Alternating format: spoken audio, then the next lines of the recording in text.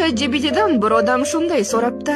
Bironta insondan so'rasang aslo bera olmaydigan go'zal javob bo'libdi. Savol shunday: aksariyat odamlar bilmaydigan, ammo sen biladigan achchiq haqiqatni ayta olasanmi? debdi ChatGPTga. ChatGPT javob berdi: ko'p odamlar bir kun baxtli bo'laman deb yashaydi, lekin o'sha kun hech qachon kelmaydi. Chunki ular baxtni doim kelajakdagi bir nuqtaga bog'lashadi. Shuni hal qilib olay, shu pulni topib olay, uy olay, muammolarim tugasin, shunda xotirjam bo'laman deb o'ylashadi. Lekin haqiqat shuki, hayot hech qachon to'liq tartibga tushmaydi. Har doim yangi tashvishlar, yangi muammolar, yangi rejalari bo'ladi. Agar baxtni nimanidir to'g'irlanishiga bog'lasang, u seni umr bo'yi kutib yashashga majburlaydi.